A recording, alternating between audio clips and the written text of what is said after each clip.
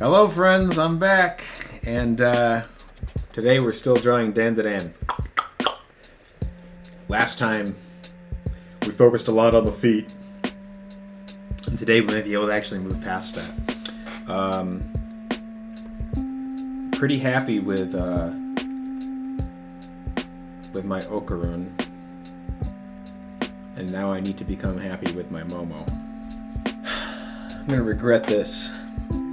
But I think I could do it on my own without reference. Oh, God. I spent like so long in the last episode talking about how important it is to draw from reference, and it is. But the references that I have for the pose that I'm thinking about are not great. So I'm going to do a couple of things here. First is I'm going to take me to the Shonen Jump website.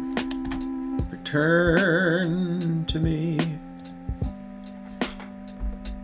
It's already a weird episode. All right, like I was saying, I wanted to do this without reference, and I just the second I said that, I realized it was a terrible idea. So I actually went to Shonen Jump website and I opened up the Dandadan manga, and I found the panel that I was originally thinking about as I was doing this, and I've at least got something resembling a pose reference for Momo.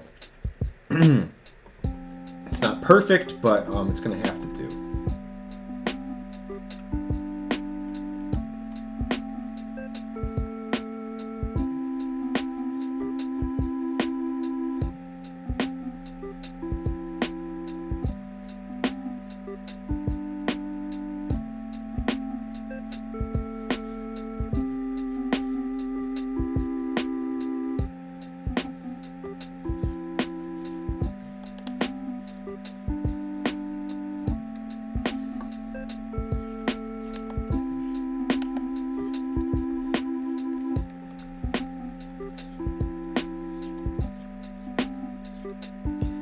I was talking about how I was not entirely pleased with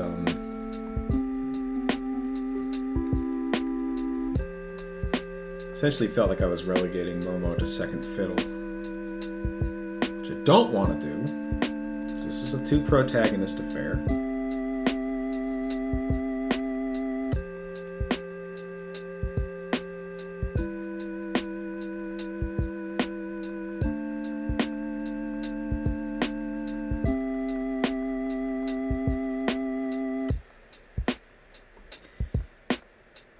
And I said way back that I wanted to make sure that we were able to see her clothes. I don't know if you recall, if you're up to speed on the manga or the anime or whatever, and I'm up to date on both, but I'm doing my best to limit my spoiler output to just things that have happened in the anime. But in this particular chapter, Momo and Okarun get dressed up in like traditional garb, and Momo immediately takes it off and puts on something modern, and talks about how important fashion is to her.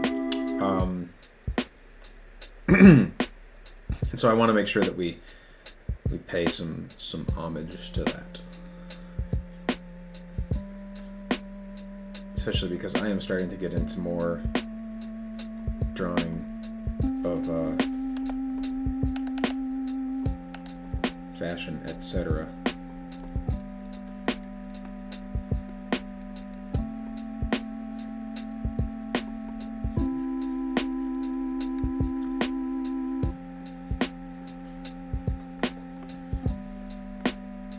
A lot of times I'm drawing a head, I start with the eyes. I'm not entirely sure why. I don't really think it's particularly good practice, but it's something that I do. Too much.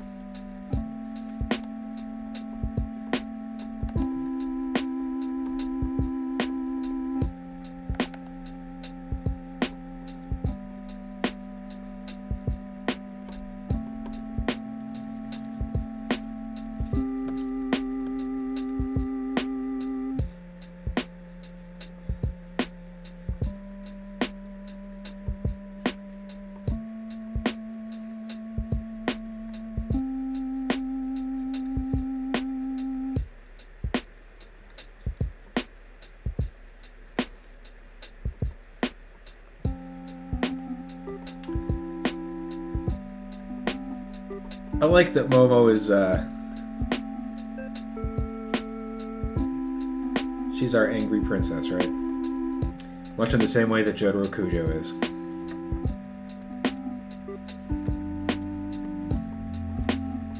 Actually, kind of totally different than Jotaro Kujo is. She's definitely more hot-blooded than Jotaro, who is still grumpy, but cold as ice.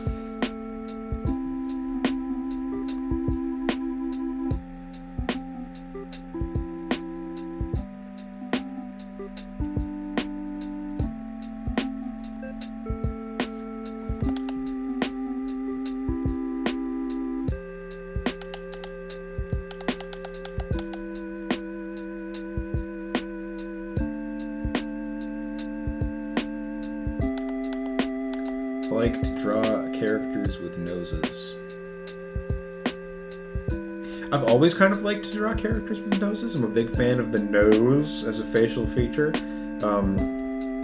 You know, it is the greatest plane of change on the face. You can even see in my little portrait here. Look, it's bright on this side and it's dark on this side, and the nose right in the middle.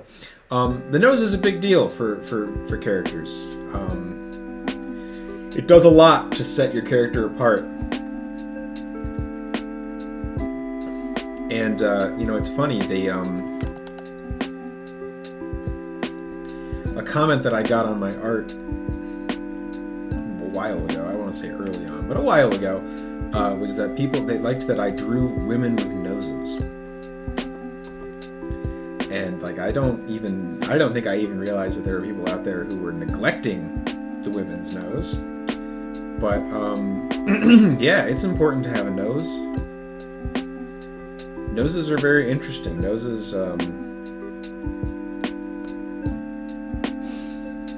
you're looking for, when you're working low detail, like I often do, it can be difficult to find different ways to set your characters apart. And the nose is a fantastic way to get a little bit more character in. Because it's just one more thing that you can work with.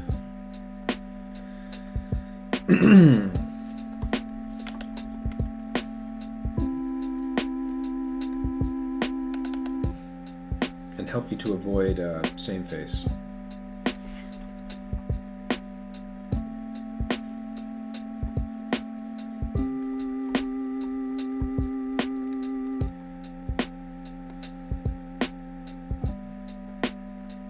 Yeah, like that.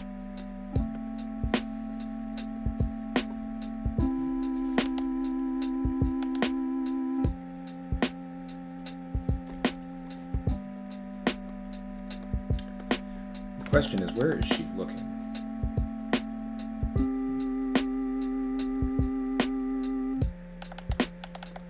I kind of want her looking like back and up.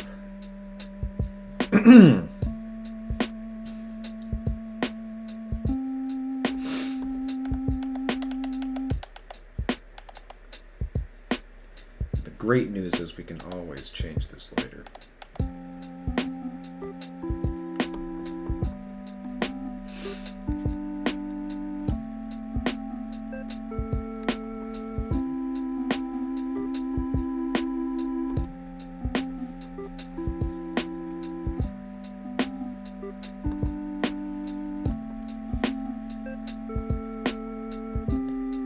Head shape.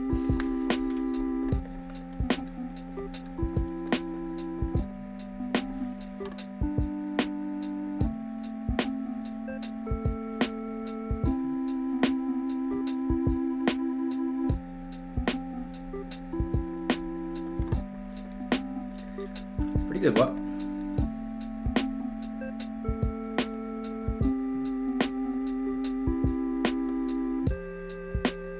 Not 100% on that mouth, but we'll worry about that later.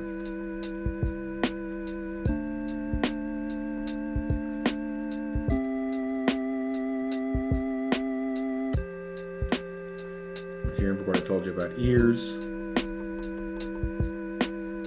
in perspective like this, you still gotta keep in mind Make sure that the bottom of the ear and the bottom of the nose and the top of the eyebrow, top of the ear. Right. Hair in a second. This is like a high neck thing she's wearing,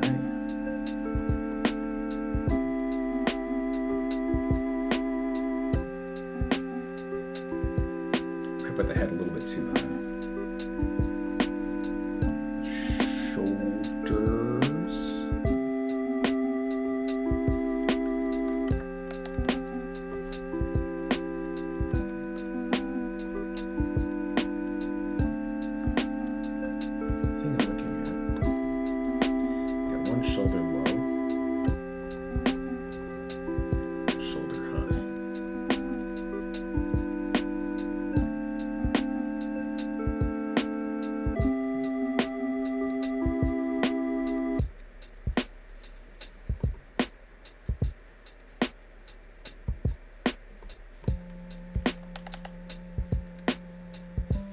Coat.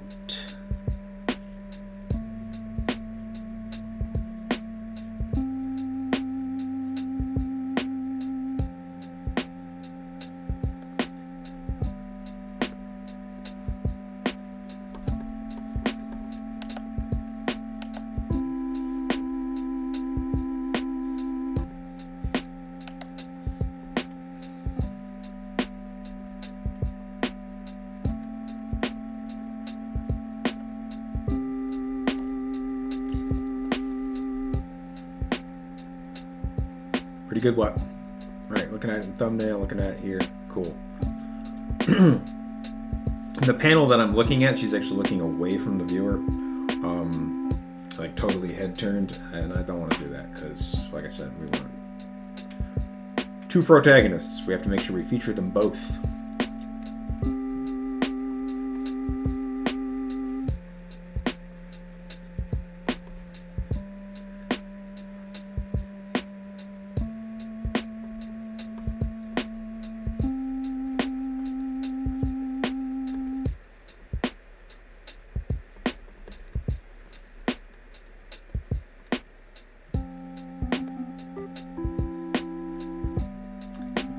A little bit too high.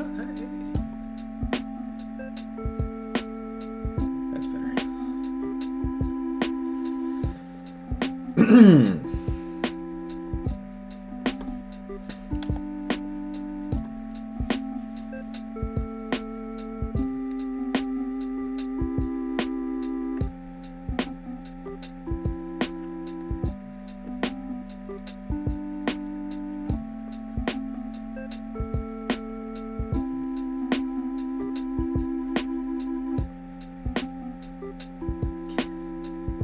When I do long hair,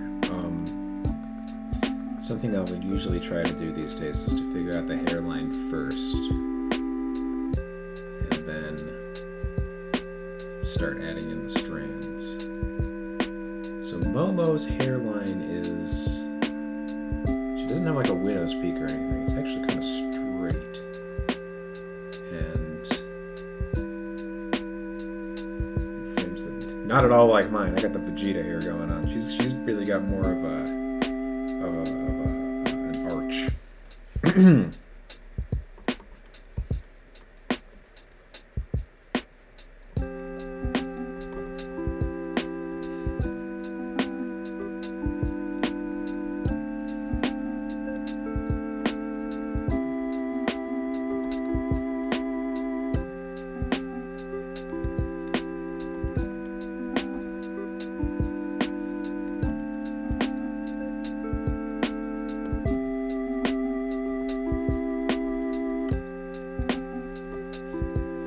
The thing that's really cool about Momo is her kind of weird crossed bangs, which I don't think are gonna carry in the story.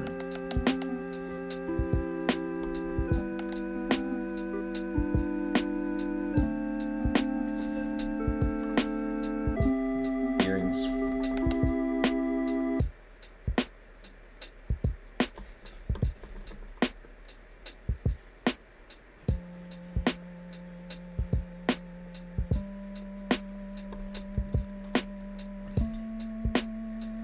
Momo and Okarun are characters where it's really both. I really just like every aspect of both their designs. They're both very cool. And it's like not over the top. It's just really well put together basics that carry both of them.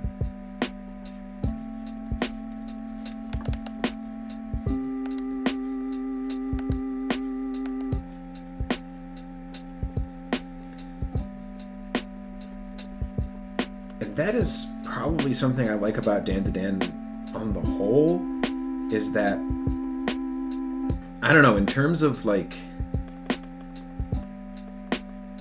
battle construction and storyline, etc., it's there's nothing particularly outlandish about that. It's very formulaic. You've read a shonen manga before, you know what you're gonna get. But it's like the weirdest version of all the staples that you know from these kinds of things. And so there's like a kind of like a fusion cuisine aspect to it almost, where it's like it's old favorites imagined in such a way that feels very fresh and fun.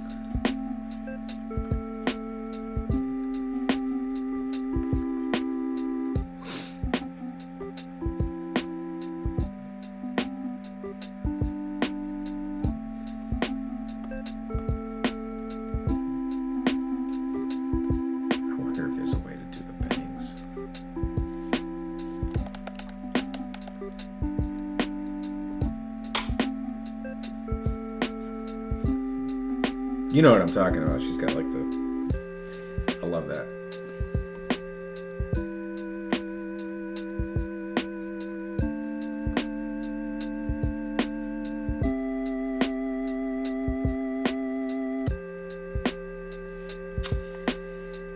It doesn't really work with her hair blowing, much as I am loath to admit.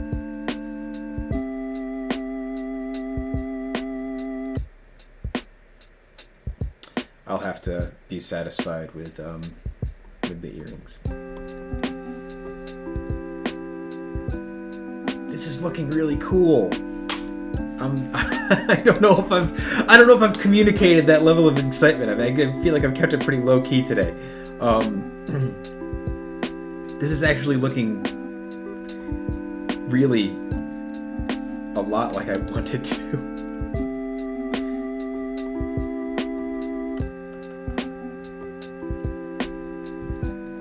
That's always great when you can have that happen. I'm looking forward to getting to the coloring stage of this. We're a long way away from that. Don't get too excited.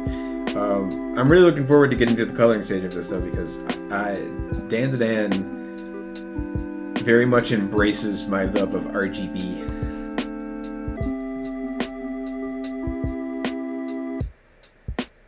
They're both there.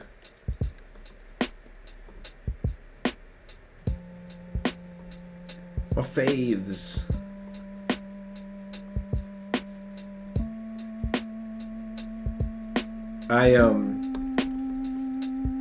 Anime is too hard in a lot of ways to like. I did this thing on Blue Sky recently. Hey, follow me on Blue Sky. It's the new hotness. I've been on Blue Sky forever, and I'm glad to see that other people are finally starting to join me. I've gotten like 1,000 followers in the last week. It's been great. Come join me. But I did a thing on Blue Sky recently where it was like, hey, post a gift from your favorite anime. And it's like, Jesus. How am I supposed to pick? I don't know what the hell I'm doing. I liked it better before. How am I supposed to pick? And I ended up putting a gift up from Redline because Redline probably is my favorite anime. And it's only a movie, so it's like it's easier to jam that into my life than it would be to watch an entire series watch 1,000 episodes of One Piece, which I have also at times said is my favorite anime.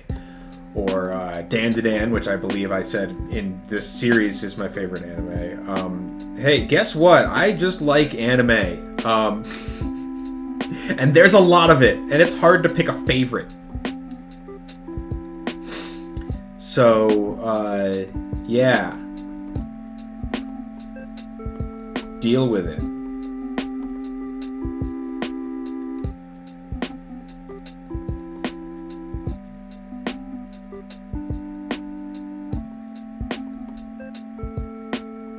I don't know if there are any anime that I out and out, like, hate. I'm sure there are.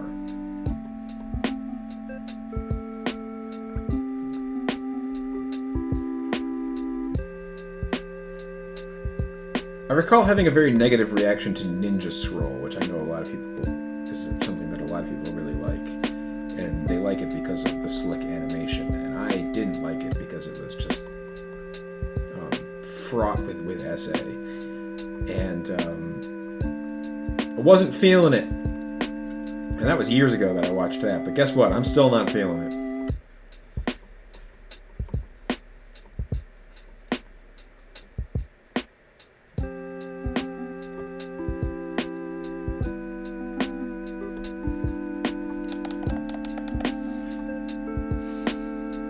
Figure out this arm here.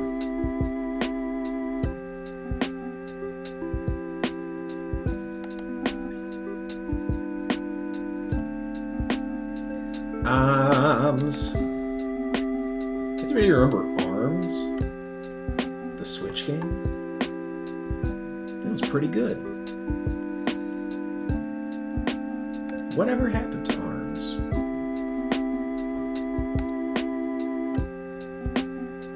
My favorite thing about ARMS was the backstory behind ARMS, which is all the competitors in ARMS just woke up one day and they had arms, you know, with a capital A in the sense that they did in the game.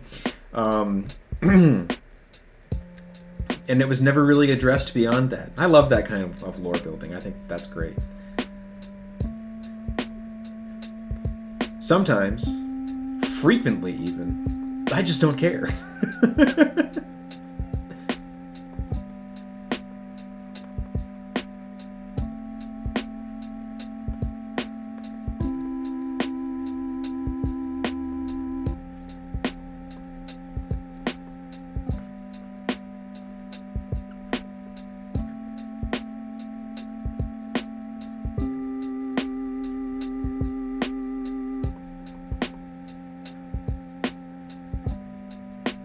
I love a good story, but sometimes a good story is they woke up with arms.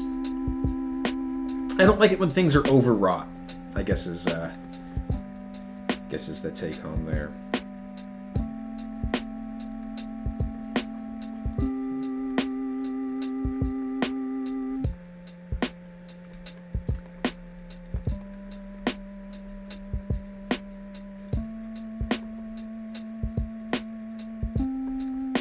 I feel like a bad example of that is Somehow Palpatine Returned, which I do love on like a level of sheer idiocy. There's something pure about Somehow Palpatine Returned. It's pure crap in a lot of ways, but it's still pure.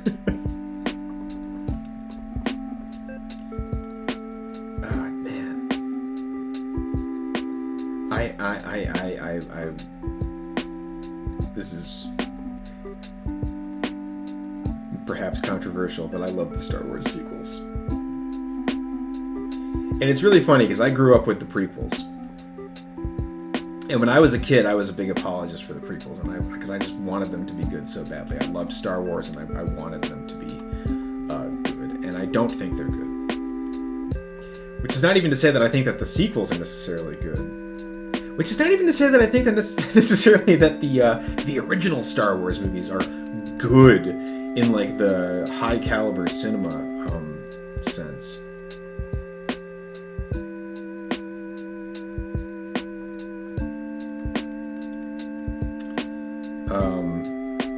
like Star Wars. I enjoy being in the Star Wars universe, and I enjoy kind of the silly schlockiness that comes with that. My problem with the prequels generally is that they're boring. And I haven't watched them in... I used to be on a podcast a long time ago, and when the sequels started coming out, which would have been 2015, we did a retrospective where we watched every Star Wars movie. Like, probably every nerd podcast of the time did. They were really unique and cool. And it was one of those things where it's like, we're going to watch the prequels, and we haven't watched them in years. Are they still bad? Are we gonna enjoy them? What's gonna happen? And general consensus that we came to was yes, they are still bad. But the reason was that because they're boring. They're too long and nothing happens. And if you could condense them down to like just the hits, yeah, they'd be fun. Like the pod race would be fun if it wasn't a million hours long and wasn't surrounded by the stupidest never-ending dialogue that you've ever heard. The lightsaber fights are kind of vapid. People like the acrobatics, and I there's some spectacle to that, but for the most part, they don't have the emotion of some of the heavy-hitting lightsaber fights. And the example I give of what I think is the best duel in the whole series is Return of the Jedi, Luke and Vader. That's so emotional and so much weight behind every strike there. The score is just... that's the one with like the deep bass.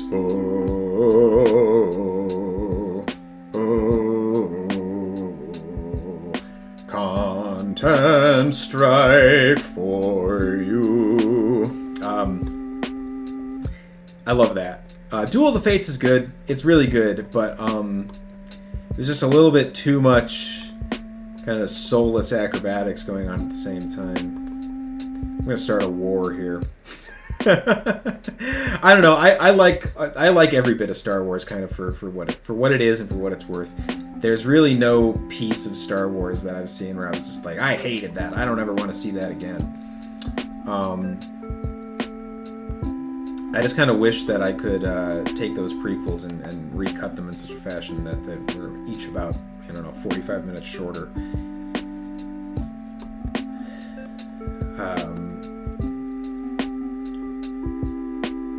The story that I tell people about the prequels is I don't know why I'm talking about this so much.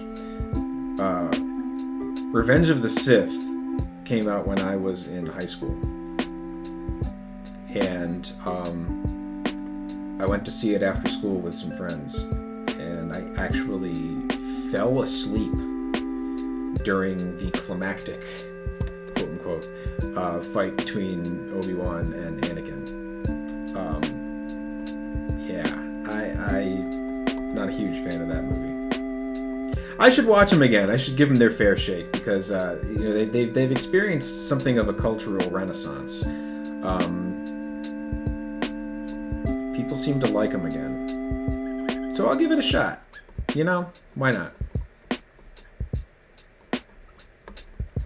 I like it when things that people originally said, like, that's terrible, everyone hates that, it's bad, get another look in. I'm recently been watching through the filmography of one M. Night Shyamalan, and I've been having a good time with it. Again, not what you would generally think of as traditionally good, but there's something there. There's style there.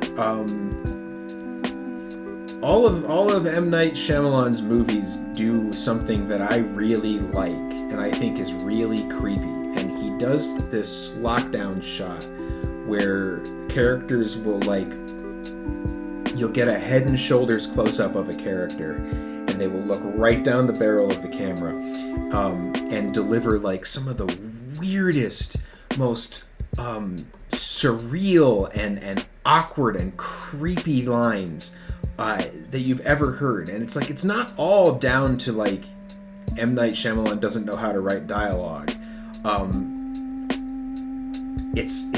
It's so effective at just making you feel skeeved out. And I really, really like that. And I was talking about this with some friends of mine recently, where I was saying how I went back to The Happening, which is generally considered to be the worst M. Night Shyamalan movie. And I don't think I agree with that. I think it's kind of good. It's weird and creepy. And I really liked it. And, you know, I don't really like Mark Wahlberg, but in that movie, he is like, it's like a fever dream the entire time. And he is just, like I said, in this head and shoulders lockdown shot, looking straight at the camera, looking straight at you, the viewer, and like going through it in this cracked voice, warbling with his accent. I'm not doing it right, but he's so freaked out, and he's delivering this just like weird, ham-fisted dialogue. It's creepy. It's creepy stuff. It feels like a nightmare that you are having. So I really like that. All right. Enough of my rambling. Enough of my incendiary movie opinions. I'm sorry if I picked on one of your favorite movies today.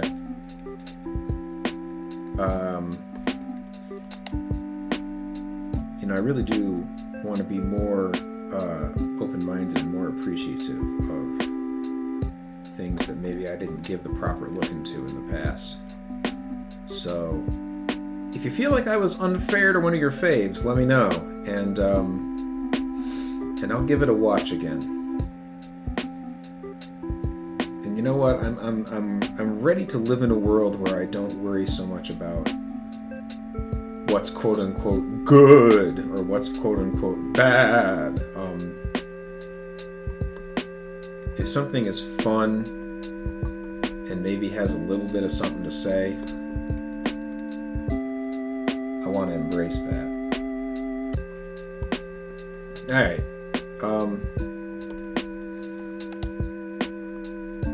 I don't know about that shading, but we'll worry about that next time. Hey, thank you for joining me this week. I hope that you got something out of watching the video. I definitely got something out of making it for you. Even if the only thing I got out of it was rattling off my terrible movie opinions at you. But we've come a long way on this. We've still got a long way to go. But we have come a long way on this, and we've got kind of a good map of our two protagonists here. I ended up doing what was in the manga. 2 characters, 1 foot.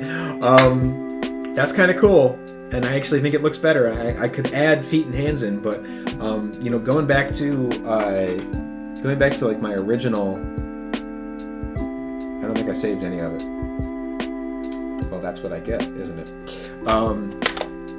Maybe my paranoia is getting a little bit better. But, you know, if you go back to some of the earlier stuff and some of the old videos in this series and see the way that I kind of had Momo pose, and I really didn't like that, and you could see 2 hands, and it was excessive. It wasn't necessary. As important as it is to know how to draw hands and feet and do that well, you also don't want to be that person that is constantly like, well, I got to get everything into the shot, because otherwise people think I can't draw it. So, you know, sometimes it's good to exhibit a little bit of restraint. I think we might get some psychic hands in for Momo at some point, but we'll worry about that when we start thinking about what kind of creepy crawlies we're going to put in the background. Still love that foot. I hope that everybody's really excited about that as I am. You know, we've got our composition more or less figured out with Momo and Okarun here, and I've got my golden ratio going on, so you can see that I've been thinking about that. Yeah, I think this is shaping up. This is going to be another pretty good poster. So hey, if you enjoyed the video today, please let me know in the comments. Like, comment, and subscribe. I always appreciate that. Ring the little bell thing so that you know when I post a new video. If you want to support me as an artist and support the channel and help me keep doing more of this stuff, check out links in the description. Sign up for my free newsletter so you can know about all my comings and goings, live events, comics, etc. Of course, you can always leave me a tip on coffee. That is greatly appreciated. And you can, of course, buy prints or commission me If you're looking for some custom art, I'm always in the market for that. So hey, I'll see you next time. Thanks for joining me today, and keep drawing, etc. All right, see you.